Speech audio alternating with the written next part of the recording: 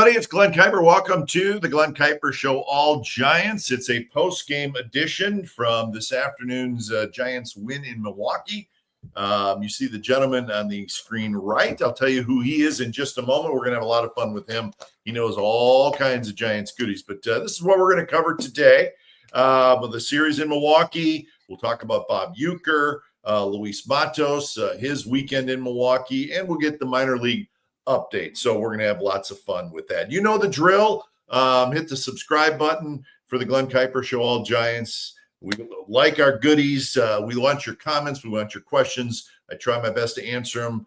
But again, hit that like button, hit the subscribe button. And you can also follow me on X, formerly Twitter, at Kuiper Baseball. So before we get to our guest, which I've been jonesing to talk with him for actually quite a while. So I'm very much looking forward to the show. But we have some sponsors that we got to take care of. Since 1978, the Carrig Real Estate Team has been helping families buy and sell homes across the Bay Area with a legacy of client-first service. Whether you're moving up, downsizing, or you're making your first home purchase, trust the Carrig Real Estate Team to guide you home. Contact Mike Carrig today for a free home sale or purchase consultation. You can call Mike at 925-548-4132 and visit the website at carrigteam.com.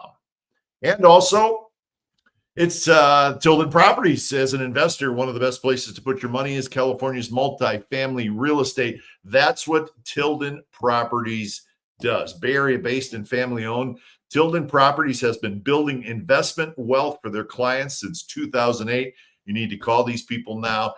Get involved with Tilden Properties, 925-209-8558, and go to their website. That'll tell you a lot about what this group does. They are terrific, and they are making money for their investors big time. TildenProperties.com. All right, thanks to the sponsors as always, and let's get to this show rolling. Let's bring in my guest. His name is Cody Ballou. You guys know him. Giants fans know him. He's got the great podcast on the YouTube channel, Even Year Dynasty Show. And Cody, I know we've been trying to get you on for a while, but thanks for joining us. I enjoy your work. I learn a lot from you. And so I'm glad we can finally get together and have a show together. Yeah, I appreciate the patience getting this together. Obviously, with the family life at home, it gets a little challenging, but I appreciate you reaching out and making it happen. No, absolutely. Awesome. And what we're doing tonight, which is fun, and you do this on YouTube, is you simulcast where my show is on my YouTube channel, but the show is also on Cody's YouTube channel. So I'm hoping that my subscribers, they can subscribe to Cody's show as well, and vice versa. So it's just a way we do things here on YouTube. So that's kind of fun too. So I hope Cody, that all your great subscribers and your listeners and your watchers, I hope they enjoy the combined show tonight. So anyways, let's get started, Cody. Good weekend in Milwaukee. Giants take 2 out of 3 against a really, really good Brewers team. I call them the most fascinating team in baseball because I really think they are, but best record in the major leagues. But the Giants go in there and they play really good, solid baseball. What are your thoughts on the weekend in Brewtown? Yeah, I mean, the big thing is, if you go back even to the beginning of the year, and obviously Milwaukee wasn't playing that great at that time, but I mean, they took 5 of 7 from a very good team, and they play great baseball. They're kind of the model, I think, that, Buster should be trying to build this team to kind of replicate. Obviously, Giants have a lot more money. They have a lot, they can kind of go about it differently, but just the style of baseball, they play very clean baseball, fundamental baseball, put the ball in play, steal bags, play great defense. I think I tweeted out earlier today that they're an incredibly fun defensive team to watch, other than when they're playing your favorite team, because I felt like they robbed about a dozen hits in this series from the Giants. But it almost frustrates you seeing how the Giants took 2 of 3 in this series, because you kind of wonder, where has this play been for 2 months? 2 months, yeah. So, overall, a lot of positives. They played, some of the young guys obviously stepped up, but almost a little bittersweet given how the previous 2 months has gone. Yeah, I think that's fair. And you're right. The Giants played clean. They didn't make any errors. Brewers actually made a couple errors, but and that's been an issue for 2 months. The defense, but the couple things that stood out for me, and to the Giants' credit, I thought they showed me something this weekend because they played good baseball, which is what we're talking about. They showed some fight, and even offensively, which is they score runs and it's like, oh my gosh, they could do it if they try. But there's been so many nights where they just do anything. But they fought offensively. They still struck out too much. But I said it the other night, Cody. I said the strikeouts are an issue that's not going to be fixed this year. It's just what we're going to have to live with. But they fought, and I thought, you look at that 9th inning today. Every guy had a good at bat except Evers. So it was fun to see. Now, we haven't seen near enough of that, but I just thought they showed some spunk this weekend in front of big crowds in Milwaukee, a tough place to play. And I want to see this team just continue to fight for the last 5 weeks, because that to me will show me something about this group. And if they do that, and if they can tighten it up, they're going to win some games. We just don't want this to get ugly the last 5 weeks. Yeah. I agree with that. I don't think this team, I had them winning like 86 games this season was kind of my thoughts. I thought they were going to play better baseball, top to bottom, pitch better defensively. I thought they'd be better than they've been. That's for sure. And I didn't anticipate them being one of the worst situational baseball teams I've ever seen, both on the bases and offensively. But they weren't the first 2 months. I think that's that frustrating part, right? That's 100%. The frustrating part for the whole year. They were a good team for 2 months, and just like that, they turned into a bad team. That's what I can't figure out. Yeah, and there were some signs earlier in the year where you kind of wondered how sustainable is this? They were dominating with runners in scoring position and 2 outs, like situations like that, and then squeaking out a lot of close wins. So, there were signs, but you also had Adames wasn't swinging the bat well. Ramos went through a pretty big slump early in the year, then got it going. They didn't have Devers at that time. So you kind of thought, oh, when all these guys get going, it'll be fine. Even if some of the anomalies, regress towards the mean, you think some of these big hitters step in. But I think they're an imbalanced lineup. That's kind of the best way I can put it. They have good power, but a lot of swing and miss. And when you're playing in Oracle Park, I don't think that's necessarily the best strategy offensively, because sometimes it's going to neutralize that power. And they don't run a lot. They don't steal bags. They don't, take the extra bases. And then they're also running into outs. So it's just, they need to tighten up the style in which they play. Yeah. And you know what, we're going to talk about that a little bit later on in the show, because I agree. I think, everybody knows now that there are some changes that need to be made. And we'll see if Buster does that, or at least he's going to try to do it. But interesting, Ryan Walker closed it out. Looked good. He's looked a little bit better lately, I think. Randy Rodriguez, I guess they said after the game he had a little arm soreness on Friday. I don't think this is terribly uncommon. I think Randy Rodriguez, there's, from what I've heard and been told, is, there's times where, the arm doesn't necessarily bounce back the next day. And I think that's something that, the Giants will keep a close eye on moving forward into, next year. Is he the absolute closer next year? I do think, I think his arm barks a little bit at times. And I do believe that's something that the Giants watch pretty closely. Yeah, I agree. And Walker really has looked much better for the last couple months. I would love to see Randy just get every save opportunity, good, bad, however it goes for the rest of the way. But, if his arm's not right, you can't, obviously can't throw him out there today. So I think it's important, along with some of the young guys, Randy is included in this, where I think it's important just to see how he handles the role going the rest of the way, because realistically, they're probably not going to go 20 games over 500 the rest of the way. So the playoffs are going to be a far-fetched, goal for this season at this point, but at least you can have an idea if he can handle it as a closer going into next season, or if you need to try and address that. Yeah, and I think that the bullpen is going to have to be reworked, I think, for next year. There's certainly some holes there. Cody Ballou is our guest from the Even Year Dynasty show, and we appreciate Cody stopping by. Today in Milwaukee, big day. And Cody, I don't know if you knew it, I grew up outside of Milwaukee, so I kind of get the Bob Uecker thing. I'm sure if you're not from Wisconsin or from Milwaukee, you know who Bob Uecker is. Great baseball announcer, great entertainer. Maybe you don't fully get it as far as his popularity, but big day today. Uecker unfortunately passed away this past off season. Today was kind of the celebration of life, as they like to call it. But 54 years as a Brewers announcer. If you think about that, Brewers became the Brewers in 1970, right? They were the Seattle Pilots for 1 year in 69. Bud Selig buys them in 70, and Bob Uecker becomes their announcer in 71.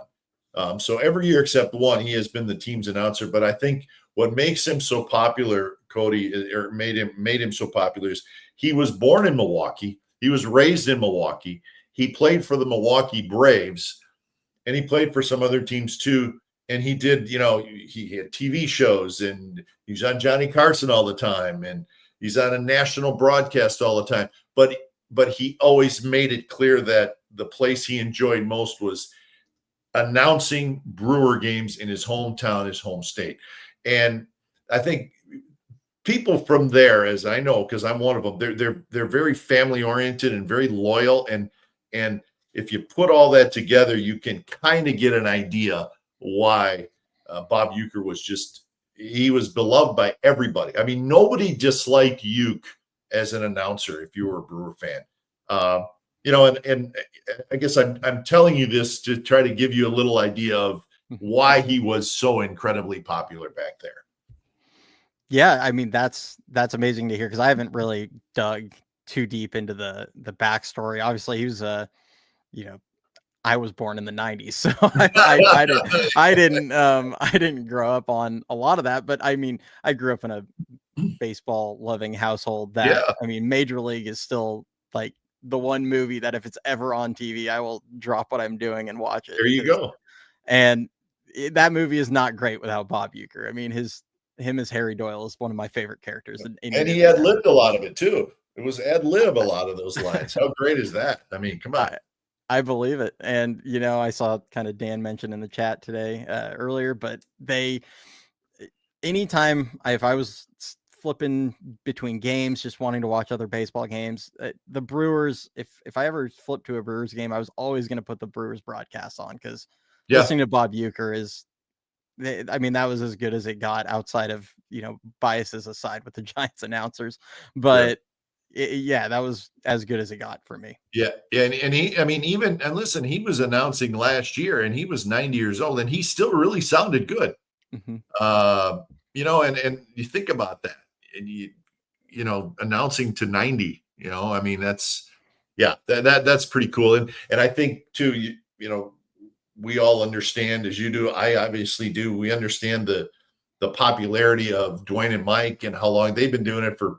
I think it's around 35 years, and they were Giants players, and there's a friendship there, and there's two of them, and even their popularity, I don't know that it matches the popularity of Uecker in the state of Wisconsin, because it's not just a regional thing. It was the entire state. You know what I mean? So, and I guess I'm not trying to compare that necessarily to Dwayne and Mike, but we all know how beloved Dwayne and Mike are. And I think you can almost take that to another level with Uecker and the entire state of Wisconsin. Yeah, I think you can feel it just on different social medias. Oh, it's every Brewers fan will absolutely love him. I haven't seen a single one say anything negative about him in any way, and you can definitely feel it. Even if it's one of those parks that I would love to go to one of these days, just to kind of see that whole experience there. Yeah, But it's a cool ballpark. It's a little different, you know, but yeah, it's a good, yeah, it's worth a trip. I think Milwaukee's a very nice town in the summertime. The lake's right there, and it's actually a, you know, it's a pretty good trip if you ever are thinking about where should I go to see the Giants. Yeah, because you know you're going to see it, right? If it's raining, close the roof, you know. So, anyways, I kind of wanted to give people a little feel for, you know, the Bob Uecker thing and why it was such a big deal today, and it was, and he was a good man. Unfortunately, you know, we lost him. So, anyway, so let's get to our next subject. I think you're going to like this one, Cody. It has to do with the Giants outfield. Okay, and it's something I've been talking more about lately, but before we get to, you know, what are they going to do? Let's talk a little bit about Matos. He's been such a hot button topic, really, for probably 2 years. And he, you know, we'll see him have these stretches where you're like, man, he looks really good. And then you know, he's had stretches where he's just gone really cold. I do think some of that is due to how he's been used, the playing time, up, down, all around. You know, it's not easy for a young player. I said a couple weeks ago, one of the things I wanted to see from the Giants in the final 6 weeks was pick a young outfielder and play him every day. Yeah. Whether it's McRae, whether it's, you know, Matos, Luciano, Gilbert, pick one and see what you got. And I think Matos was probably the choice because he's out of options, and you know they have to make a decision on him next year. So I think this is the right guy to do this with. And we saw him over the weekend. I wrote it down. The last 4 games, 8 for 15, 2 homers, 2 doubles, a triple. So he's in one of those heaters where he looks really good. Give me your thoughts on Matos, and then, you know, maybe we can talk about this if he is the kind of player that Buster's looking for moving forward in this outfield. And we'll talk about this outfield situation. But what are your thoughts on Matos? Not just what you've seen this weekend, but just kind of the overall last 2 years of him. Yeah, you know, it's really interesting because if you watch what he was as a player in 2021 to 2023, 2021 used the whole field, sprayed line drives. 2022, he dealt with a quad injury and, you know, got a little chase happy, probably built some bad habits in San Jose and was chasing a bit, and high A pitching exposed that. And then 2023, you know, the directive was control the zone, and he made huge improvements. And that's why he absolutely torched double A, triple A, and got up to San Francisco. And as a 21-year-old had a, you know, 250 average, and, you know, clearly needed to add a little strength. He needed that little extra oomph on the ball as he hit it. But, you know, he showed how he could develop into a really good high average, high contact, you know, potentially high on base, because the average would carry that, but with some decent speed. And then he adds the weight in before 2024.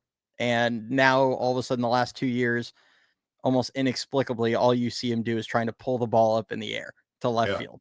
And that can't be his game. You know, he's a guy that needs to be up the middle, using the whole field, hitting line drives.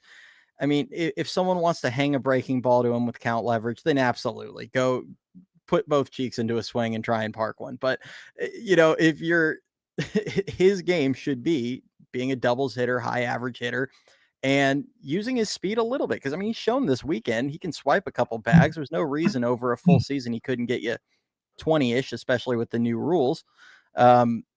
And like that's going to need to be his approach. And since he's been back, we've seen him using the middle of the field a lot more. He's being way more selective at the plate. And yes, he chases a little bit, but it's felt, at least now, it's feeling more like, you know, he's protecting. It's less of the chase with no strikes, 1 strike. It's been more of the 2 strikes and he expands his zone a little bit, which I'm all for. I'm tired of watching them watch strike 3. So I'm okay with that, but you're seeing more of it. Him punching the ball into right field against Can't remember who was on the mound for the Brewers. Yesterday. Yeah, that's what you Yeah. need from him, with 2 strikes especially. Yeah, I mean, he came up earlier in the game, and Chapman was on first, and he ended up drawing a walk in that at bat, but he came up earlier in the game, and they had that huge hole on the right side. And I mean, I texted my co-host on my show, and I go, 2023 Matos would hit 700 against that defensive alignment because of his bat control. And then he did it later in the game, and he actually punched one through. And it was do that more because that should be his game. And will he sustain it over 30 something games? That remains to be seen. He's going to need to, if he wants to play his way into a big role next season, but obviously the production isn't going to sustain. He's not going to hit 500 forever, but the approach is what I want to see. And hopefully he doesn't get back into being chase happy. I think having this runway is going to help him, not having the fear of I make one mistake and now I'm going to sit for 5 games. I think that'll help him, with Schmidt and Ramos, there's kind of a couple test cases out there that show that plate discipline absolutely can improve with consistent playing time. So we'll see. Yeah. So my theory on it, and I think you're right on. I do think when he sees a pitch that he can drive, he does let her rip pretty good, which, I'm okay with that. You're right. It's the wild swings of missing. But here's my thing for next year. And I've thought a lot about this. I think the Giants outfield needs to be, I don't want to say completely redone, but it needs to have a different look. And let me explain it, because I don't want it to sound like I'm nobody's any good and let's trade them all. That's not what I'm saying. But I think you need to look at, first of all, Jung-Hoo Lee's not going anywhere, right? Long contract. Mm-hmm. He showed some improvement this year. He's going to be there. But I think we need to be open to the idea of, hey, you know what? Maybe Jung-Hoo Lee plays right field. Maybe Jung-Hoo Lee plays left field. He's going to be fine wherever he plays. I think if you played him in right field, I think he would be really good. He's a very good defensive outfielder. I would like to see some type of, probably a center fielder that catches everything, that's got good speed, that's a disruptor, that causes havoc, that drives a pitcher crazy. I think that's the kind of player that the Giants need. Guys make contact. I think they may need a couple of those, but I would love to see them get a center fielder that can do that. I don't need a home run hitter. They got enough. They got enough. They need some guys who make contact, run around, catch everything. Kind of like, as an example, Cody, and I'm not saying these are the guys to go get, but as like the Diamondbacks outfielders, right? These guys are running around, catching everything, and at least when they play the Giants, there's a double. There's you're not going to get Corbin Carroll, but my point is some type of player that is an energy guy. I think that's what they need. And then left field or with Ramos, I think you got to make a decision on Ramos. Is he a cornerstone guy? Is he going to improve defensively? Are his baseball instincts going to improve? He's a good offensive player. We saw it today. He has some holes. He's a strikeout guy. So I just think there needs to be somewhat of a different look in the outfield in 2026. What do you think?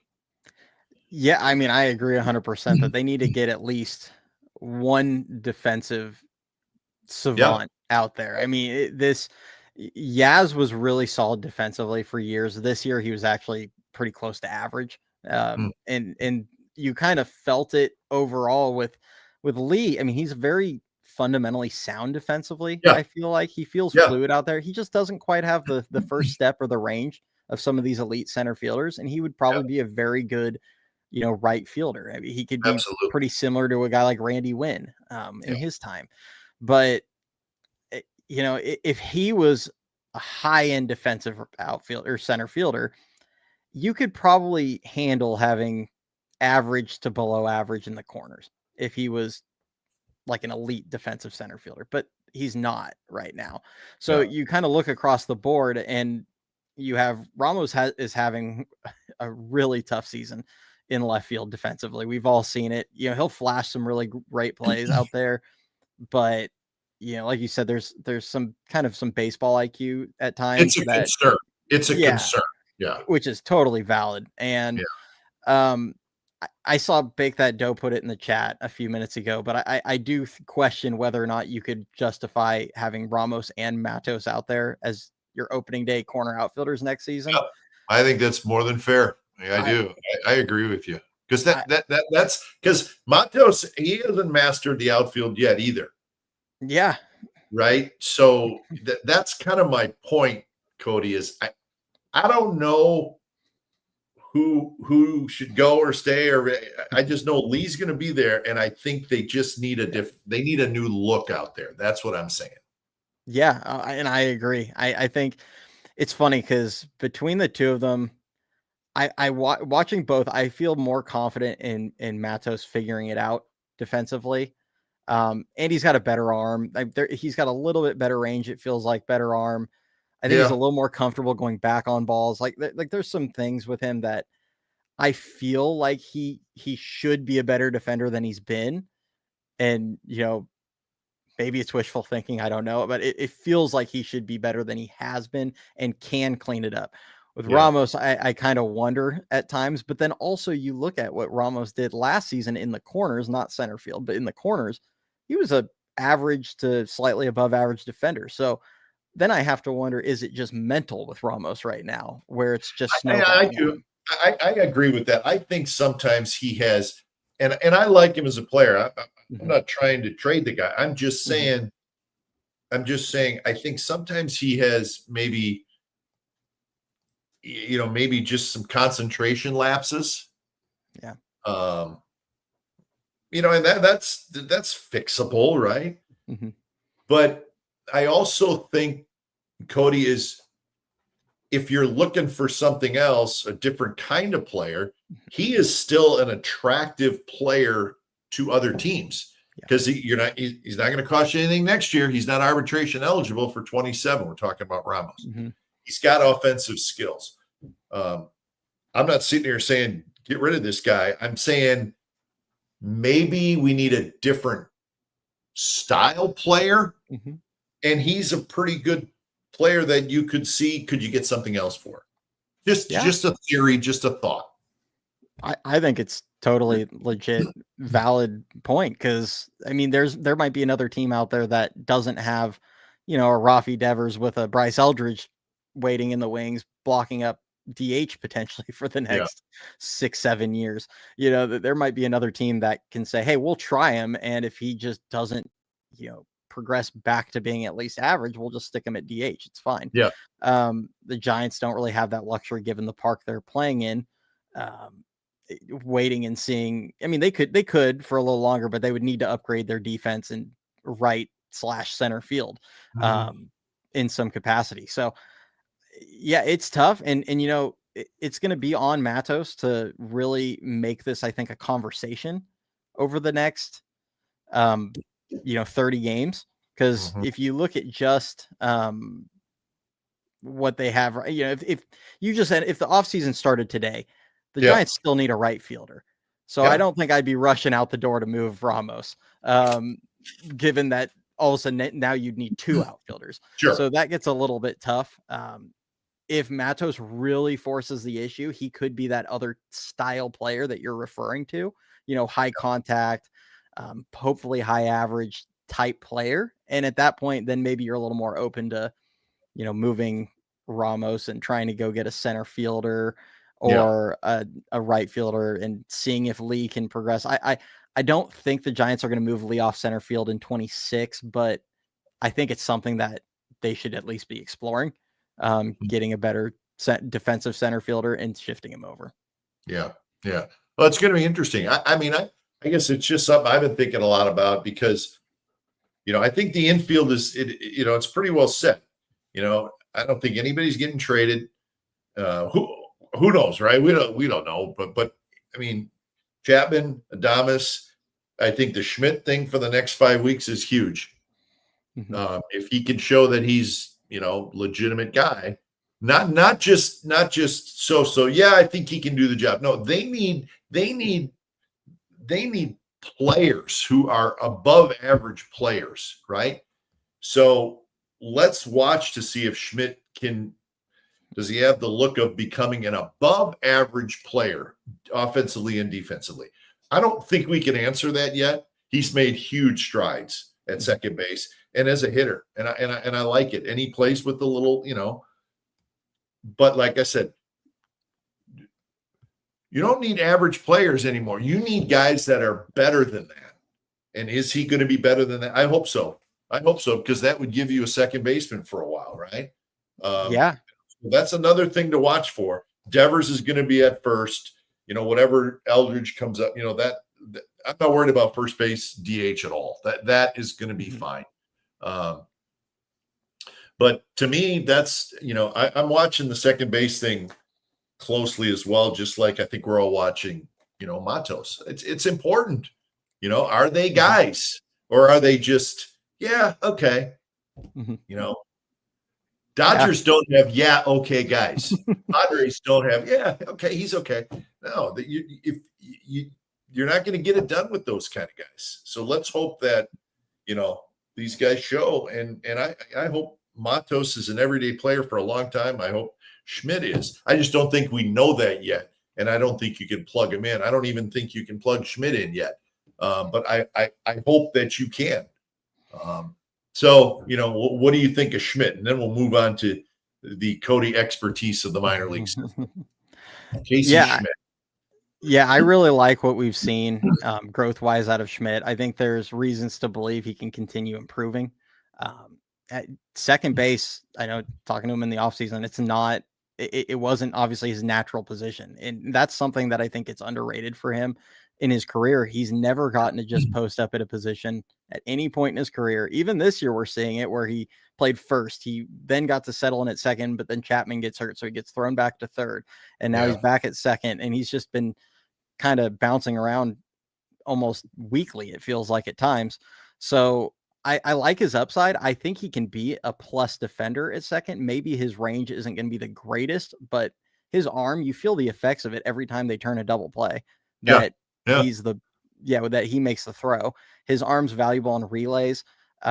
He's pretty smart as a defensive player, so I think he has the value there. The bat, his chase is cut way down this season. His walk rate's up a little bit. He's been showing the improved power over the last 2 seasons. It's kind of crazy. You look around at second baseman around the league. I'm not 100% sure you're going to find a much better option there going into next season, unless a Bo Bichette type says, hey, I'll come and I'll play second base. There's not a ton out there that's a big upgrade over him. And you look at the Giants where they're locked in position wise. I mean, really, there are only spots that they could legitimately upgrade offensively, especially is probably second base, one of the outfield spots. I'll leave it kind of open-ended there, but one of the outfield spots and catcher. I mean, those are the only spots they could really upgrade offensively, because everywhere else you're locked in with Devers and Bryce, Chapman, Adames, Lee in center, and probably Ramos or whatever other outfielder you keep. So, but I think too that's one of the reasons why I've been thinking a lot about this, because the players that are going to be out there, Chapman, Adames, Devers, and at some point Bryce Eldridge is going to get here. They all strike out a lot, and that's fine. They do it. It's frustrating. We all hate it, but that's the kind of players they are. They're run producers, and it's going to happen. But I think the Giants need to supplement those guys with contact hitters. I'm not talking about slap hitters. I'm just saying, Lee puts the ball in play, doesn't strike out a lot. So that's sort of my thinking moving forward. Okay, if you got 4 guys in your lineup who strike out a lot, okay, let's not have 7 guys in the lineup who strike out a lot. You know what I mean? Let's get some contact guys in there who maybe they're not, hitting 25 home runs, but they're doing other things. They're creating runs, and then I think you're a better offense because you got more options on how to score runs. I don't know. Easy to say, right? Go out and get 4 guys who are going to hit 280 and put the ball in play. It's not going to be that easy, but I think that there needs to be more of a blend of you can't have a guy hitting 210 and striking out a ton. That's just like the worst thing ever, right? So, anyways, all right, let's go to your expertise, Cody. I'm telling you, folks, Cody Ballou is a Giants minor league genius. That's what I'm calling you. I've watched your shows. It's great, and we all love the minor league stuff because it's fun. You know what? It's the future. It makes you think like you can't wait to see these guys. So I'm going to throw some names out there and just, give me the best updates you can. I'm not going to put you on the spot because you know these guys better than anybody, but we're going to start with the biggest name of all, Bryce Eldridge. He's having a nice year, it looks like, offensively. The power is there, a ton of strikeouts. Would you bring him up if you were Buster Posey to the major leagues? At this point in the year, once he had that hamstring injury where he missed another 3 weeks, because he's actually had 2 of them in Sacramento. Once he had the second one, I would say the answer is probably no at this point. If he was, he had a couple hot weeks. If he was still riding that wave, you maybe you consider it for a couple of weeks, but I don't want him to go up and then back down. If you're gonna bring him up and play him. Number one, play him every day. Like, I don't want him coming up and sitting. That does nothing. I want him to come up and play, and I don't want him to go back down to start next season. Like, to me, it's either you bring him up and you just say, this is here's the keys, and we're going to give you a huge runway to figure it out, which, to his credit, he has done at every level. But at this point, with kind of what's going on in his development, I'd give him the rest of the year. I still think there's a great chance he's on the opening day 2026 roster for a variety of reasons. But for at this point in the season, I think he could just benefit from getting another 100 at bats in AAA. Yeah. And you know what? And after that, maybe take a little break. He's played a lot of baseball in the last couple years, with Arizona League and all that stuff. I tend to be with you on that. I don't think the Giants want to bring him up. I think they feel like, is that the right thing to do for him? And, so I don't know. I know fans would love to see him. I would love to see him. Right. But yeah, my guess is I don't think it's going to happen. So my next question to you is, there's some talented players in AAA, but they're also, they have warts, as we like to say. There's some deficiencies. Marco Luciano has shown great power. The batting average is low. Grant McCray, I've talked a lot about Grant. The tools are there, man. Like, he's got he's got more tools than any of these guys we've talked about tonight. He just strikes out way too much. Yeah. Is there, with guys like Luciano and McCray, do you think they have value when other teams are looking at them as possibility that the Giants could trade these guys and not just one of them, maybe a package, whatever, if you can get a pitcher, well, whatever. But do they have any value is I guess my simple question. With Luciano at this point, it's going to probably be pretty minimal. Maybe he could be used as kind of a sweetener on a bigger deal. Or you're going to probably end up trading him in spring training, kind of similar to how they waited until a week into the year for Bart, but similar to that, where every team in the league knows that you're going to let that guy go. And, they got Austin Strickland for Bart, which was, he's an arm with some upside, kind of a relief arm with some upside down in high A, but you're not going to get anything of incredible value for him at this point in his career. With McCray, he still has 2 more option years after this. So there's a chance that he could have at least some value. Sure. I'm sure there's a team out there that if they could get their hands on him, they would love to. Because, like you said, he's a kind of a legit 4-tool player right now. Yeah, It's just he unfortunately the is. one tool he lacks is one that might keep him out of the majors. Absolutely. It's someone to kind of dream on if you're another team, because you can see the upside there when he has his spurts where he puts it together and he's, hits for a high average and he's hitting a ton of extra base hits and stealing bags all over the place and playing great defense and throwing guys out. I mean, it's crazy when he's on, but Yeah. then he'll strike out 12 times in a week. Is Luciano out of options? He is. Him and Matos. Yeah, him and Matos So they're are in the same boat. Yeah. So that's a big deal. I mean, that makes spring training interesting if they're still with the team. Yeah. Bo Davidson is super excited about this kid.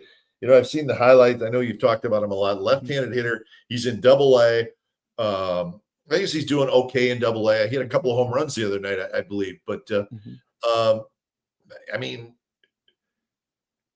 how advanced is Bo Davidson? I guess my question is, when are we going to see him in the big leagues? But he's in Double-A at this point, so he's getting close. He got moved up to Double-A, but he's an exciting player. Yeah, I think him along with Dakota Jordan down in Single A are two of the most toolsy players in the system, probably the most toolsy outfielders they have. Yeah. I think he's a legitimate 5-tool prospect, not like superstar 5, like all 5 are great, but 5+ average to above average tools. But that said, I don't think you're going to see him until 2027 at the earliest. And that's if he has a really good year next season, gets to AAA and has a few hundred at bats there. And then maybe you see him sometime in 2027. He is, he kind of fell into some habits late in his high A career, chasing a little bit more. It carried over a little bit into Double-A because he was chasing more, but the contact issues weren't there. He was still making a ton of contact. Since he's gotten to Double-A, tougher pitching, swinging and missing a little bit more, but you're starting to see him adjust to it. And I mean, almost no hitter has gone to Double-A in the last decade and just played well there right away for the Giants. I mean, Richmond is a really tough place to hit. That league in its entirety is really tough. So he's starting to adjust. I think he's right around league average when you look at things like WRC plus and all that. So he's not, struggling mightily there, but there's definitely an adjustment going on. Yeah. All right. So I want to finish the minor league report with, and this is the area where Giants people light up, is the lower level minor leagues. I know they got a ton of pitching down there. I've talked to Kyle Haynes, the senior director of player development, about it. But they have a couple infielders that could move quickly, even though they're very young. Tell us about the lower levels. We're talking, Arizona Complex League, even the Dominican League. But there's some reason for major excitement here with a couple of Giants infielders. Am I correct there? Yeah, 100%. Even, they drafted a couple pretty early this season, even with Keelan and Miola. Both of those, Lorenzo is currently in San Jose playing. He hit a homer the other day, has made a really nice defensive play to open one of the games. Keelan's unfortunately injured. I'm not sure what that injury is, but he is on the IL. Both those guys can move pretty quick, I feel. And then Johnny Level, he might be the most talented of the guys in San Jose. Little guy, right? Yeah, kind of built like a fire hydrant. He at good speed still. He moves well. He'll swipe you bags. He'll hit for power. I don't know if you saw, he hit a 96-mile-an-hour fastball that I think was about chin high out the other day. He's strikes out or walks about as much as he strikes out at every level so far. Really advanced player, and he's only 18 years old. I think he's going to be the next addition to the top 100. He'll be the next guy to get the big national attention. Wow. And then obviously if you go down to the Dominican, you have Joshua Gonzalez, who's, I think that's the guy that everybody is really, I mean, we've been hearing about him as an international, 15-year-old, 16-year-old, for a couple of years. Incredible speed. A lot of scouts think he's going to stick at shortstop just fine. Switch hitting, has big power. I think he produced like 109 mile per hour exit velocity as a 16-year-old at one point this season. That's crazy. Which with a wooden bat as 16, Yeah. that's pretty insane. So there's a ton of potential down there to dream on, and a guy that's going to, knock on wood, everything signs like he should. They have a commitment with the #1 international free agent for this upcoming signing period. So pretty crazy. That is crazy. Yeah, I read that. Luis Hernandez, I believe, is his name. And so I know, everybody I talked to, they said down there, that's where the real action. There's a whole bunch of young pitchers, so that's the future. It's a ways away, but it's still it's exciting to know that there are things there, and that the Giants minor league system has made a lot of progress. And I know you know that better than anybody, but it has made a lot of progress in the last couple of years, or even in the last 12 months. Yeah, 100%. And if you look at San Jose's, where they stack up against the California League in almost every category, whether it's ERA, walk, strikeouts, and all the things, and then offensively, they basically lead the league. They are first in the league in almost every relevant category in that league. So it's not an accident that they're far and away the best team in that league so far. So, and they've dealt with a lot of movement. They've had a lot of players get promoted from San Jose to Eugene, and then a bunch of guys come from the complex league to San Jose, and it just doesn't seem to matter. They just have a ton of talent, and they seem to just keep winning games. Yeah, that's exciting. You know what, Cody? I'm going to let you go. We're going to wrap up the show, but I'm glad we finally got you on. I really would like to do this again with you. The off season's going to be here, and there's going to be a ton of things to talk about, but there's not going to be any games to talk about. But I'd love to have you on again, and I appreciate you coming on, and I hope you enjoyed yourself. Yeah, this was a pleasure. I really enjoyed it. Hope we can do it again in the off season, and we'll definitely make it happen. All right, thanks, Cody. I appreciate it. All right, so thanks. Cody Ballou, he's got a great show. It's called the Even Year Dynasty Show. Check it out. It's on the YouTube channel. He's got his own YouTube channel, just like I do, but it's really good, and he does a terrific job with the Giants minor league system. I mean, he's got video of everybody, and so I watch him just to learn. So I appreciate Cody coming on, and check out his show. Again, it's the Even Year Dynasty Show with Cody Ballou. So that's going to do it for this show. Hope you enjoyed it. Tried to cover a little bit of everything, but we always like to check on the minor leaguers. So as we head out, let's make our sponsors happy, okay? We got to do that. Carrick Real Estate Team, they've been helping families buy and sell homes across the Bay Area with a legacy of client-first service since 1978. Contact Mike Carrick today for a free home sale or purchase consultation. Call them at 925-548-4132 and go to their website, carrickteam.com. That's the Carrick Real Estate Group. Good people there. And Tilden Properties, as an investor, one of the best places to put your money is California's multifamily real estate. With Tilden Properties, you're going to see quarterly dividends and equity buildup in the real estate market. Isn't that what you want? Bay Area-based family-owned Tilden Properties has been building investment wealth for their clients since 2008. Give them a call at 925-209-8558 and check out their portfolio at tildenproperties.com. So thank you to Tilden Properties and the Carrick Real Estate Team. Good, loyal sponsors. Hope you enjoyed the show, everybody. Remember, hit the subscribe button. We love the subscribers. Everybody's been checking in on that, and we've been gaining subscribers big time lately. Appreciate that. Hit the like buttons. We'll be back a little bit later in the week.